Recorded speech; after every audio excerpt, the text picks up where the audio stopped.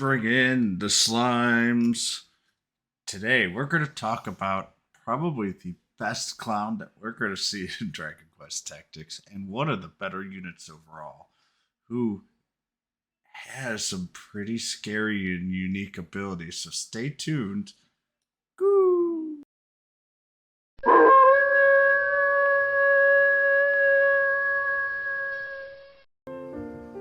But where are the clowns? Send in the clowns. Before I start this review, I would like to kind of go into a different game real quick and say, Shaly, we will miss you greatly. And to everyone in the FFB community, along with Gumi and, of course, Shaly's family, I just give you my greatest condolences and really, really, really wish that things were different. But we miss you greatly and hug everyone close to you. Now that that's over, and sorry, this is going to be a little bit of a downer for me for this review, even though this unit is actually fantastic, so I do apologize. Let's go over Dhoulmagus. Our clown is by far one of the most powerful units in the game. Still in JP, still in the top tier. And it's actually two major reasons. First, the leadership effect is absolutely phenomenal. Increased physical skill power by 15%, which gives a lot of units an incredible amount of boost. It is very general and still gives a very good overall power base of 15%. But even more importantly, is actually its awakening skill. So this demon, who is a debuffer class, and actually is a little weird. Some of the debuffing is requires more awakening skills in order to get there. The first one, though, and that's right, it is 100% dodge for 3 turns at the battle start. So breath and spells are really, or not really, are the only way to damage him. Very, very strong counter to Nocturnuses in Arena, especially, or honestly, any physical that doesn't have a breath or magic attack. And if you're fighting Dhoulmagus, you have to have mages on your team or breath units in order to really be able to do anything against him to score your maximum points. His other awakening skills has bang and zap resistance. His third awakening can rarely seal spells when physical attacking and physical power plus 5%. So yeah, has the ability to seal spells as well, which is a way to cover up for one of his greatest weaknesses, and also another way to absolutely terrorize different groups, both units in arena and also in PVE. And the last one, fifth one, gives 10% additional sealing success and 5% physical. Very, very, very powerful fifth skill, especially for Dhoulmagus. Um, but it is a very expensive skill because it requires 5 hearts. Let's just go over the skills here. Creeping Shadow inflicts Zam martial damage that occasionally blocks movement. Dhoulmagus has a move of 4, and this has a range from 1 to 3. So right then and there, he has an effective range of 7, including with his Evil Eye skill, along with his Clown ability, which is his Cloud magic allows him, basically he teleports. And so he doesn't have to move around obstacles. So this man is absolutely filthy in arena, but also more importantly, if you've got to go chase or you need to go attack units, and especially if the PVE is just physical, Dhoulmagus can just go, haha, I got this for a little bit while you start setting up everything. And then if it needs to, it can move all the way back as well to give you that time and energy needed. So very, very powerful abilities and everything around. Second skill, Evil Eyes. This is big damage, 92 large physical. Playing with clowns is also another pretty big damage, but on top of it, it draws units up to 2 squares to him. Basically, if the unit's 3 away, will bring two, 2 away, bring one, and if you're touching it already, obviously there'll be no draw. Um, Honestly, this unit is an absolute must if you get him to get his first awakening. The good news is he is a demon. You should have shards available for him to get that, so you can kind of get around the requirement of getting two of him. Um, there aren't very many units that I say if you are going for a unit, you absolutely have to get one of them. Otherwise, it's not worth it. Dhoulmagus, you have to get that copy. Otherwise, his truly powerful ultimate skill of being 100% dodge is just he goes very much down in the standings, and by very much, he'd still probably be because of his ability to move, and he has a very good leadership effect. He'd be on the low end of I would call the second tier of what's currently out, but with his awakening, he moves up and is in the top right now in global. I would call him in the top three. I because obviously he's actually a more dangerous form of Elena, with the dodge turns for at least 3 turns in that regards. But basically, treat him as an Elena with a very, very awesome leadership effect overall. So let's just go on. Going with the stats, his big, big issue is his HP and defense combination. He has 100% dodge, but if you cast magic on him and or breath attacks and you have enough, he will die, because his HP and defense for mostly a physical attacker is just not very high. His MP though 482 is pretty good overall. Um, Tact 335 is semi low, but considering that you're not going to be using him for damage as much as you are going to be for other debuffs and other skills, it's not nearly big of a difference. Remember, his movement is 4, his agility is very high at 466, and his wisdom is 241, and the weight is 50, just like any other demon. And for the non-hero classes, other than Seraphie, who I'm not putting in the top 3, quote unquote, because she's in her own special class, which is very, very high up there, and so you can argue with me with that. And if you agree to do that, then he's easily in the top 4 in global. But it's a very interesting combination with him, Jessica, and Nocturnus.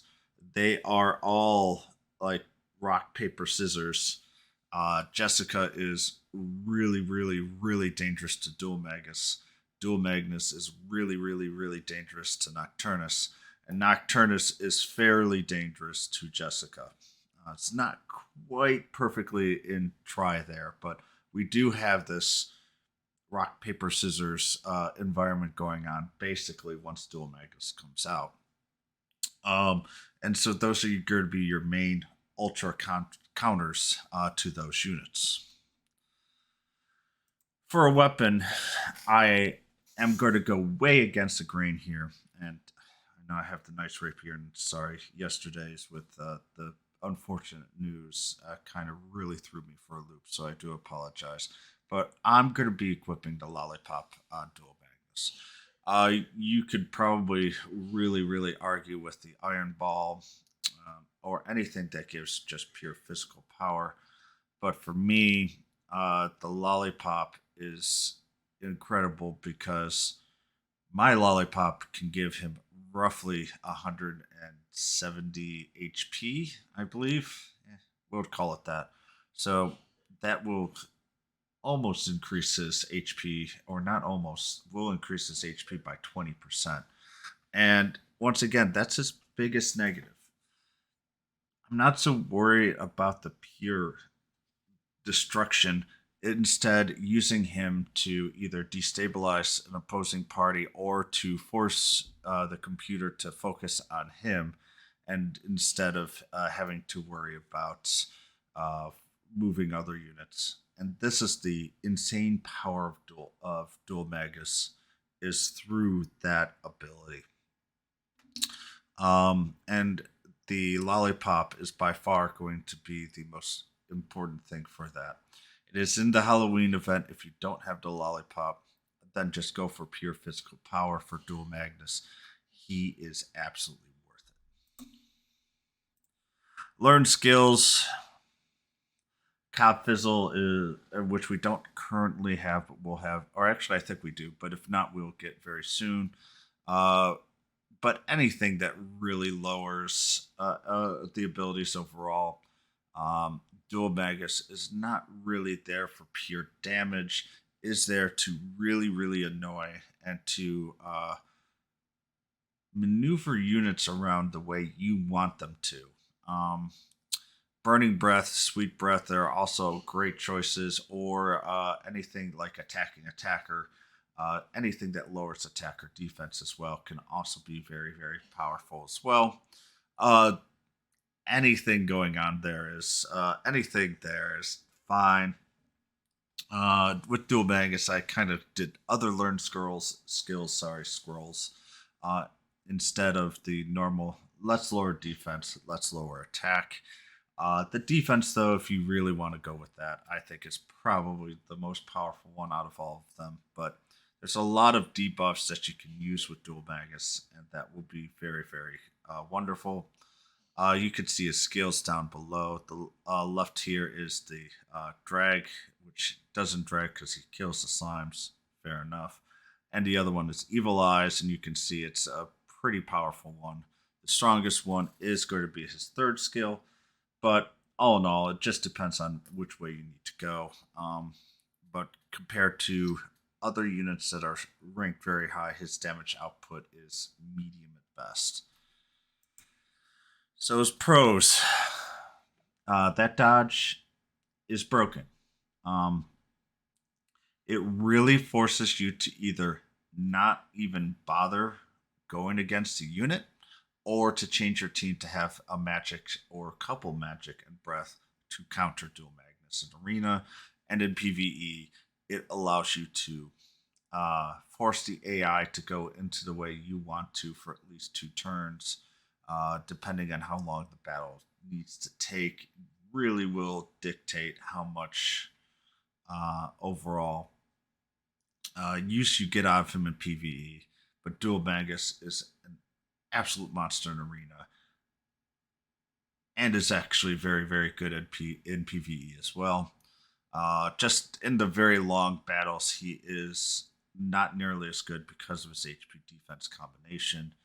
But once again, I'm getting into his only major ish con.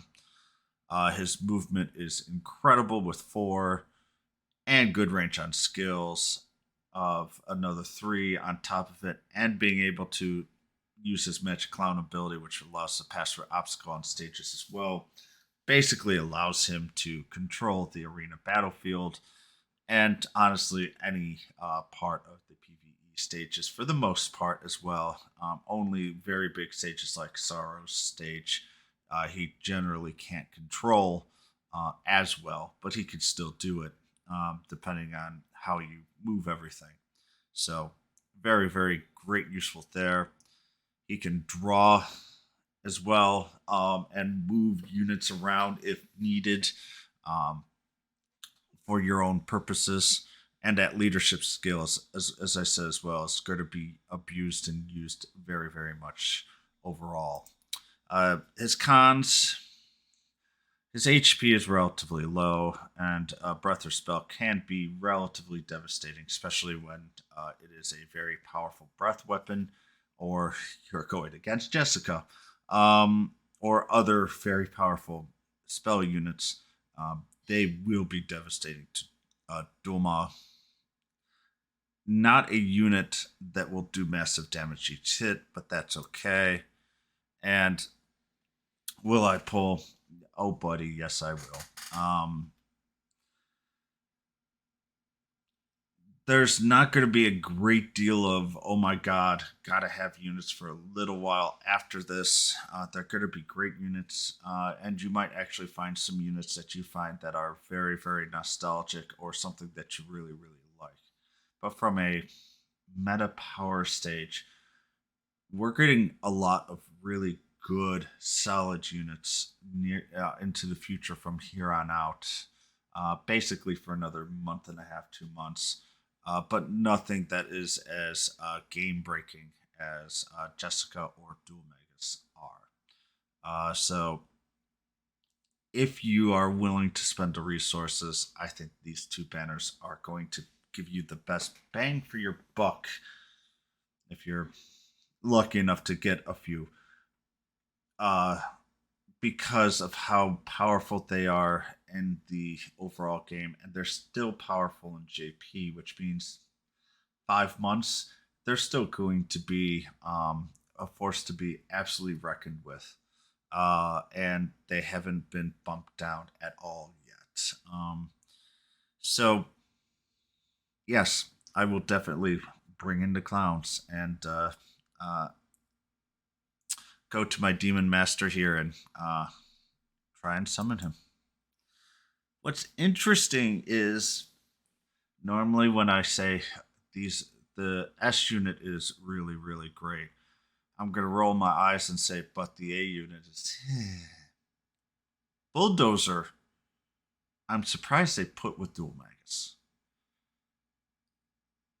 I personally love Bulldozer.